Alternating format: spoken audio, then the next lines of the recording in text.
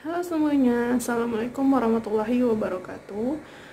Selamat pagi, di sini masih pagi, dan salam sejahtera untuk kita semua. Bagaimana kabarnya Ananda semua? Mudah-mudahan dalam kondisi baik dan sehat walafiat, amin. Semoga kita dan keluarga senantiasa dilindungi olehnya. Nah, kali ini pembelajaran kita berbeda karena Ibu tidak hanya bisa memberikan Ananda tugas saja, karena kita akan kembali pada pembelajaran karya ilmiah yang sebelumnya kita lengkap. Nah, sebelumnya kita sudah masuk ke drama, jadi kita kembali lagi ke karya ilmiah yang belum selesai. Jadi, kita kembali lagi ya ke bab 4 dan bab 5 yang kita janjikan akan selesai pada selesai UN. Berarti harusnya sekarang, tapi tidak masalah. Ibu akan memperpanjang waktunya dan Ibu akan menjelaskan lagi karena ada beberapa kelas yang belum sempat Ibu jelaskan. Nah, sebelumnya untuk mengecek absensi Ananda biar cepat, selain Ananda harus berkomentar, mengirimkan kalimat hadir dan nomor absen di diskusi si pintar, baru-baru ini pemerintah juga mewajibkan Ananda untuk mendownload kamera timestamp. Nah, itu setiap kali pembelajaran Ibu Ananda foto. Jangan lupa ada buku bahasa Indonesianya juga. Nanti Ibu akan sediakan Google Drive untuk Ananda bisa menguploadnya masing-masing, seperti itu. Nah, untuk pertanyaan nanti juga akan Ibu buatkan Google Formnya. Jadi kita bisa melihat apakah ada pertanyaan yang sama. Jadi pada bab 4 ini adalah bagian hasil dan pembahasan. Nanti Ibu akan jelaskan secara lebih rinci. Dan pada bagian bab 5 itu ada penutup. Nah, nanti setelah semuanya selesai kita akan gabung kembali. Dan kita akan kumpulkan ketika wabah corona sudah lenyap ya, seperti itu. Tapi progresnya akan Ibu lihat setiap kali pertemuan di Google Classroom Ananda sesuai dengan kelas masing-masing. Masuk ke dalam pembelajaran ini, sebelumnya kita akan berdoa dulu. Berdoa sesuai keyakinan masing-masing, dimulai. Amin. Semoga pembelajaran kita hari ini berjalan dengan lancar dan Ananda bisa mendapatkan manfaat dari pembelajaran ini. Baik, Ibu akan menjelaskan bagian hasil dan pembahasan. Yang pertama ini ada hasil penelitian. Nah, di sini nanti Ananda kan memilih, ada yang tabel angket, ada yang memilih kuesioner dan juga wawancara. Nah, sekarang Ibu jelaskan dulu bagaimana menjelaskan hasil penelitian dalam bentuk tabel dan angket. Nah, nanti setelah data Ananda peroleh, lalu nanti Ananda rekap data tersebut dalam bentuk tabel dan angket. Ini yang untuk bentuk instrumennya tabel dan angket ya. Contohnya seperti ini. Ini ada nomor pertanyaan, lalu sangat setuju, setuju, ragu-ragu, tidak setuju, dan sangat tidak setuju. Nah, nanti dari data yang sudah Ananda peroleh, itu ada 10, minimal 10 koresponden atau minimal 10 orang yang Ananda teliti. Nah, di situ nanti Ananda rekap berapa orang yang memilih. Misalnya pertanyaan pertama. Pertanyaan pertama Ananda apa? Tuliskan di sini. Lalu nanti jelaskan berapa orang yang mengambil sangat setuju. Lalu berapa orang yang mengambil setuju dan berapa orang yang mengambil ragu-ragu, memilih ragu-ragu. Berapa orang yang memilih tidak setuju dan berapa orang yang memilih sangat tidak setuju. Nah, seperti itu. Nanti dilanjutkan ke pertanyaan nomor kedua dan juga berapa orang yang memilih tersebut di nomor kedua. Nah, seperti itu ya. Dilanjutkan, nanti ada berapa pertanyaan, berarti sebanyak itu nanti. Nah, makanya Ibu tulis di sini dan seterusnya. Jangan lupa di sini setelah tabel dan angket ini buat dulu kalimat pembukanya.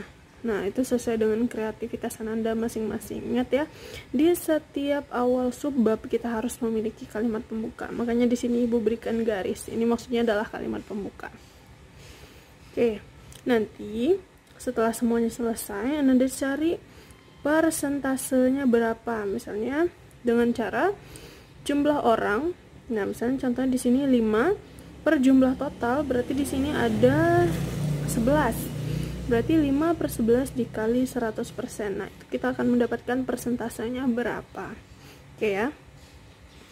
Nah, ini untuk tabel dan angket. Selanjutnya masuk ke pilihan yang instrumennya kuesioner dan wawancara.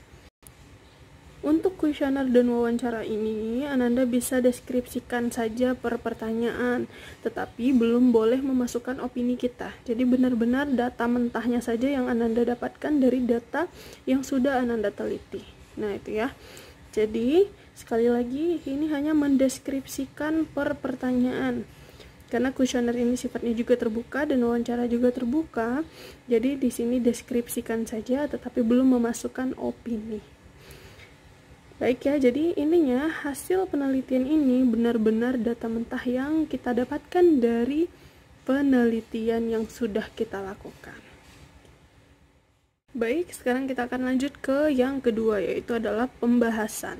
Nah, pembahasan ini sekali lagi menjelaskan bahwa dia adalah jawaban dari rumusan masalah. Rumusan masalah ini terdapat pada bab 1. Nah, di sini yang kemarin itu Ibu minimalkan ada 3 minimal rumusan masalah yang harus Ananda tulis. Seperti itu ya. Jadi ini adalah jawaban dari rumusan masalahnya. Berarti nanti kalau misalnya rumusan masalahnya ada 3, berarti di sini ada 4.1, 4.2 dan juga 4.3. Yang lebih dari itu berarti ditambahkan ya. Nah, terus di sini jangan lupa pembahasan ini ada kalimat pembuka dulu sebelum masuk ke 4.1-nya. Nah, nanti judul di 4.1 ini adalah rumusan masalah tersebut yang Ananda ganti menjadi pernyataan. Jadi yang tadinya di rumusan masalah berupa pertanyaan, nah di sini jadinya pernyataan. Sekali lagi, ini adalah pertanyaan dari rumusan masalah yang tadinya berupa pertanyaan diubah menjadi bentuk pernyataan. Nah, contoh misalnya, bagaimanakah pelaksanaan ekstrakurikuler di SMA 68 Jakarta?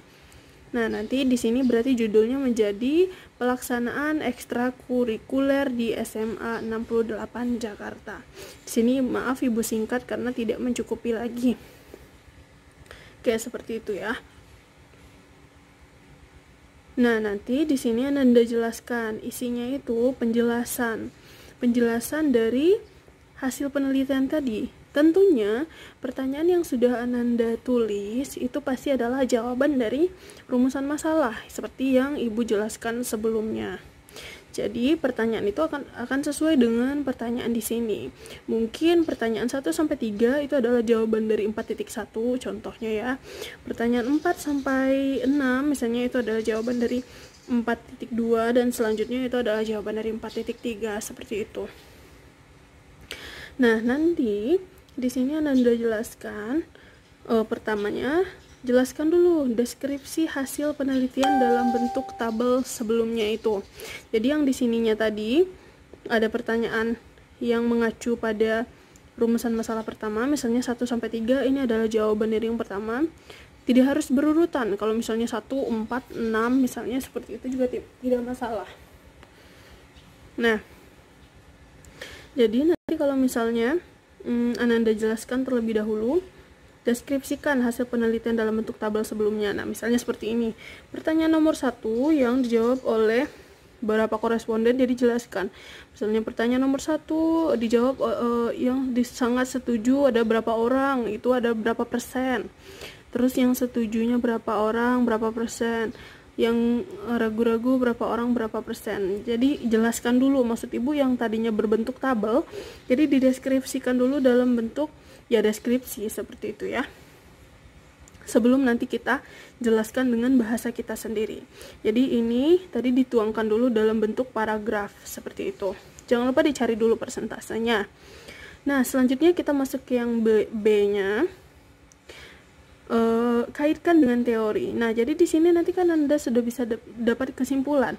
Kita akan mengkaitkannya dengan teori pada bab 2. Contohnya, misalnya pelaksanaan ekstrakurikuler ini sangat disetujui oleh, misalnya di sini ada banyak yang sangat setuju dengan pelaksanaan ekstrakurikuler. Nah, berarti Anda bisa mengkaitkannya dengan manfaat yang ada pada bab 2. Misalnya, hal ini misalnya banyak koresponden yang sangat setuju dengan adanya kegiatan ekstrakurikuler ini. Hal ini sejalan dengan banyaknya manfaat yang didapatkan dari pelaksanaan ekstrakurikuler yang disebutkan oleh siapa yang punya teori itu jelaskan. Itu maksudnya dengan mengaitkan dengan teori di bab 2. Oke ya. Nah, selanjutnya setelah kita mengaitkan, baru kita simpulkan sedikit. Nah, simpulkannya dengan bahasa Ananda. Jadi ini belum kesimpulan akhir. Jadi baru kesimpulan dari pengaitkan teori itu tadi ya. Jadi tidak susah ya. Nah, selanjutnya setelah nanti 4.1 dirasa selesai, kita lanjut ke 4.2. Nah, ini juga merupakan jawaban dari rumusan masalah yang ada pada bab 1 tadi. Ini bisa pertanyaan kedua. Yang tadinya misalnya pertanyaan pertama pelaksanaan ekstrakurikuler di SMA 68. Nah, pertanyaan keduanya bagaimanakah proses pembelajaran di SMA 68? Misalnya seperti itu ya. Nah, berarti jawabannya adalah berarti judul dari 4.2 ini adalah proses pembelajaran di SMA 68. Seperti itu. Nanti penjelasannya sama seperti ini. Kita deskripsikan terlebih dahulu hasil dari penelitian ini yang tadinya berbentuk angket. Kita jelaskan dalam bentuk paragraf, lalu kita kaitkan dengan teori dan simpulkan. Begitu juga seterusnya dengan 4.3 atau 4.4 nanti. Nah, akhirnya kita masuk ke bab yang terakhir, yaitu bab 5, bagian penutup. Di sini hanya akan ada 2 subbab, yaitu kesimpulan dan saran. Pada kesimpulan ini, Ananda bisa menyimpulkan sesuai dengan rumusan masalah tadi. Berarti, Ananda tinggal mencomot simpulan dari 4.1 tadi apa, lalu simpulan dari 4.2 apa, lalu simpulan dari 4.3 apa. Nah, di sini kita masukkan kesimpulannya. Lalu nanti ditambahkan, deskripsikan dengan kesimpulan Anda sendiri dari ketiga-tiganya itu. Nah, selanjutnya baru saran. Kalau saran ini berarti saran untuk sama dengan saran pada manfaat itu yang ada untuk diri sendiri, orang lain, peneliti lain, untuk sekolah, untuk guru. Nah, seperti itu. Jadi saran ini terbagi pada sama dengan manfaat itu ya. Jadi misalnya contohnya seperti ini. Saran untuk sekolah supaya sekolah lebih meningkatkan lagi kegiatan ekstrakurikulernya dengan tidak mengesampingkan kegiatan akademiknya, seperti itu. Terus kalau guru, supaya guru lebih mendukung lagi kegiatan ekstrakurikuler ini, seperti itu. Jadi ada di poin-poinnya itu ya, dipoin-poinkan untuk guru apa, untuk sekolah apa, untuk siswanya apa, seperti itu. Jadi kalau kesimpulan tadi adalah jawaban dari rumusan masalah 4.1, 4.2, dan 4.3 dan seterusnya, maka saran ini adalah dia hampir mirip dengan manfaat tapi untuk yang bahasanya saran. Nah, seperti itu ya nak ya. Oke, jadi untuk ada pertanyaan nanti ibu sediakan formnya. Baik, terima kasih yang sudah mengikuti pembelajaran hari ini. Mudah-mudahan bermanfaat, mudah-mudahan tidak ada masalah, dan jika ada pertanyaan silahkan mengisi pada Google Form dan nanti ibu akan usahakan menjawab secepatnya. Dan terima kasih atas perhatiannya. Semoga kita selalu dalam keadaan sehat dan dilindungi, tetap semangat.